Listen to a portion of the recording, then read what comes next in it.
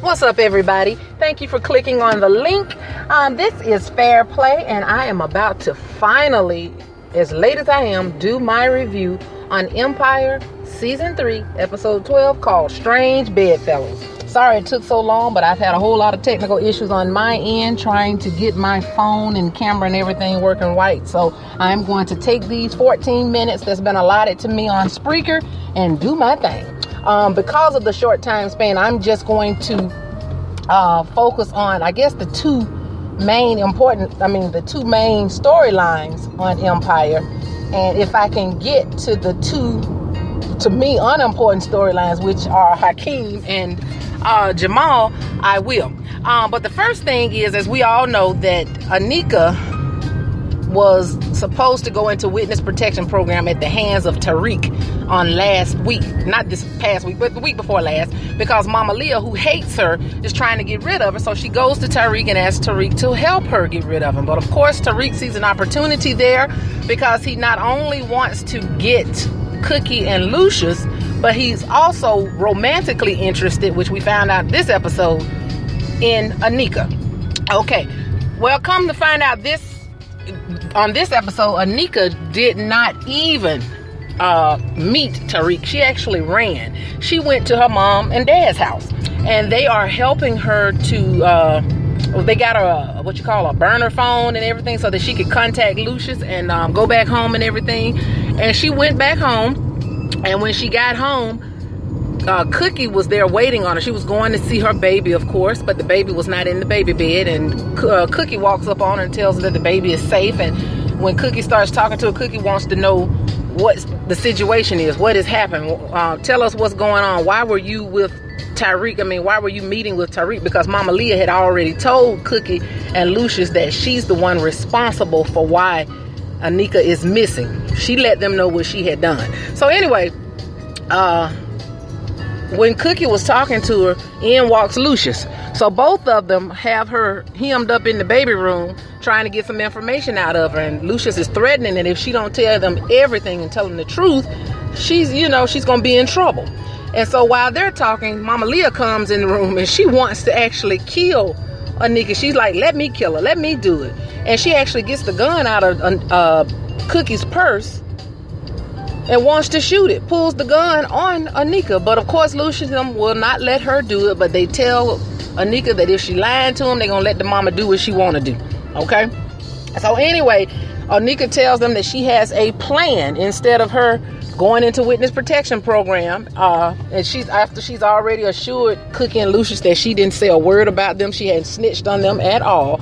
She tells them that her plan is to seduce Tariq because she has a feeling that he likes her, and of course, we feel like he does too. She seduces him because she feels like if he messes with her, if she gets into a relationship with him, then he'll be forced to drop the case because of a conflict of interest. So they listen to it. It's a simple plan, but it's a brilliant plan, and they tell her, all right, you got a week to get this thing done. And so they basically let her go. Okay, and she does go and meet with Tariq because she's got to explain to him why she didn't meet him like she said she was going to meet him. And he's talking to her, and he vows to protect her, and he's just sort of sweet talking her in a way, and she hugs him, and it is obvious from his grip that he wants her, and she smirks and smiles because she knows she's got him wrapped around her finger now. Okay, so that's going to be another storyline, her and Tariq. Okay, all right, the next thing that's going on, of course, is with Andre. Andre is, of course, trying to do business with Juliana and Shine and all of his cronies and goons and Nessa so that he could take over Empire and actually kill Lucius is what he wants to do. And Juliana, he's trying to seduce Juliana too because he likes her. He's attracted to her, but Juliana has pretty much let him know in this episode that she's not going to sleep with another woman's man, especially if she doesn't have her permission. So she lets him know she's not really interested in him, or she's not going to mess with him, at least for right now. Let's see. So, and also, he's got his plans to work with her. And talking about this Vegas deal, whatever that is, we're not sure. It just kind of came up out of the blue. Whatever's going on in Vegas, we're not sure about it. But what he doesn't know is Juliana has some other goons on her back, because these goons want to get to Lucius. They want him. for whatever reason. But she is also interested in meeting with Lucius. See, Andre thinks that Juliana is interested in him, but she's not. All she wants is Lucius herself. So she's got her plan, and Andre has his plan. And whether two shall meet, I'm not sure. But yeah, he doesn't know that he's sort of kind of being used too. So it's going to be interesting to see where that goes. Now, if he messes with Juliana and Nessa finds out, it's going to be a problem. Then he's going to have a problem with Shine. So that's going to be a whole nother ball of wax. And if Shine gets a hold to him, then Lucius is going to probably have to try to save his life. You know, the very one that he's trying to kill and take over his company. So it's going to be interesting. It's just a whole lot of little sketchy stories going on. Jamal has got him a new man. I guess him and Philip, his counselor, have started to date. I'm sick of seeing Jamal with different people. I wish he just be still and stick with it. If you're going to be with one, you know. But yet and still him and Philip are trying to play counselor to D Major, because he dumped D Major on episode 11. D Major went out and got on social media and proclaimed nationally that he was in love with Jamal. Basically, he came out of the closet, but it was too late for that. I mean, he thought that was supposed to make Jamal want to be with him, but Jamal never told him to do that. Jamal just told him the reason why he couldn't be with him, because he wasn't living his truth.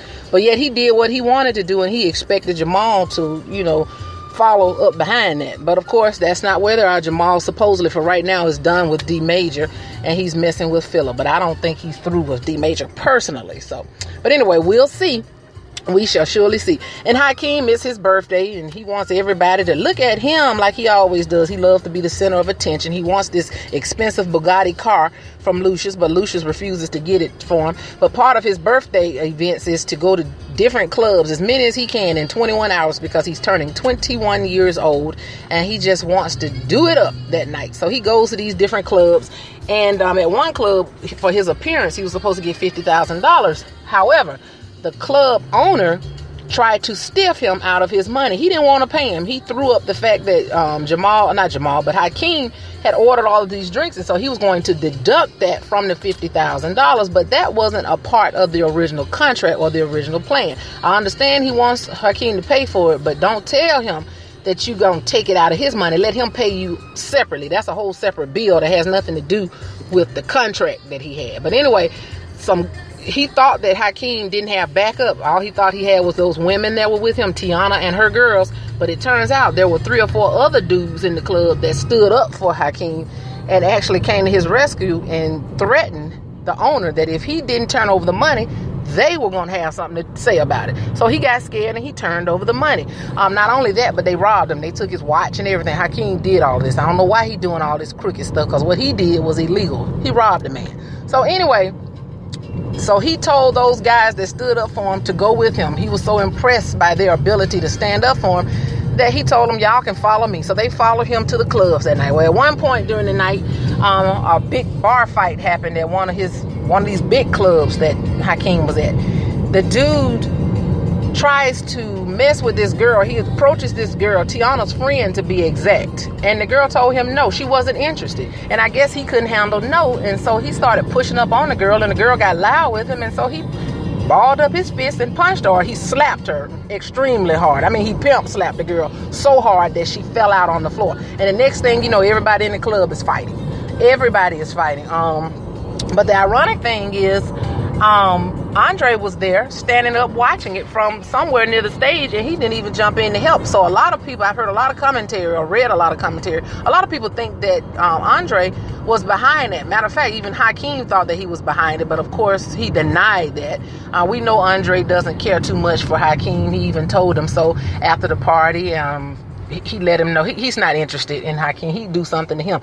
Because of this fight that broke out, he actually has taken Hakeem off of the streaming service. And of course, Hakeem is mad, but at this point, he can't do anything about it. Which he's been wanting to do the whole episode anyway, is take Hakeem off of the Empire streaming service. But anyway, that's what went down. It was a rough night. Matter of fact, that fight was so bad, of course, Tiana's even blaming Hakeem for it. And so she decided she was going to leave because the friend that got punched or got slapped was in the hospital for her injuries. And so Tiana leaves him there, and she goes to the hospital, of course, to be with her friend. Hakeem offers to go, but she tells him, no, you stay here and keep doing you like you always do. And so he at some point decides that he said he's fixing to go get his girl. We thought he was talking about Tiana, but he was actually talking about his baby. So he went to get his to go and pick his little girl up from Lucius's house.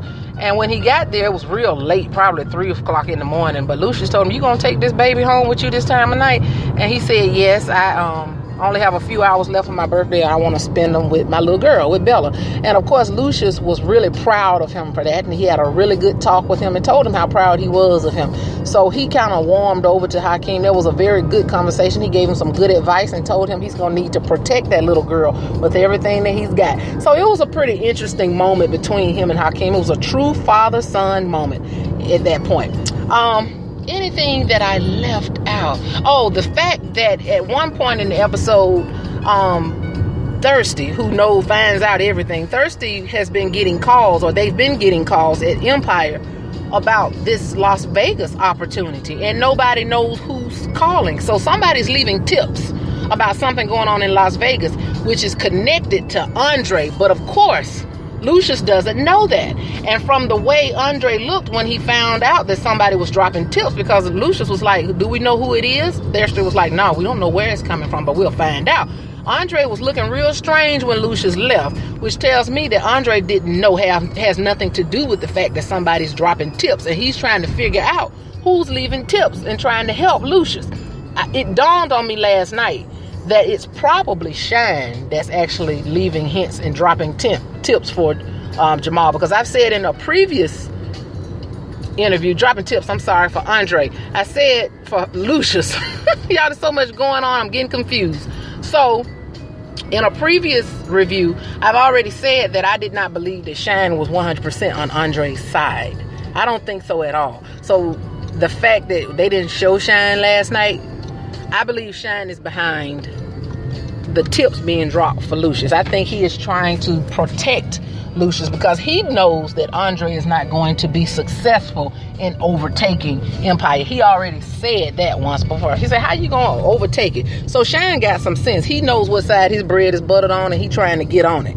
Okay, he's just using Andre, trying to find out his every move so he can report it back to Lucius. So it's going to be interesting to see what happens and everything. Like I said, this situation with Anika and the situation with, like I said, Hakeem, to me, there is no situation. He's going to be back to his usual antics.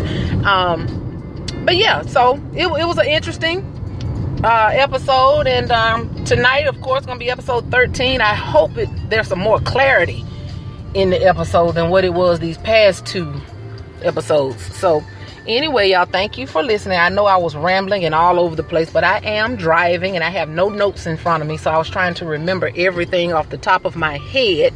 And yeah, but I hope y'all got something out of it.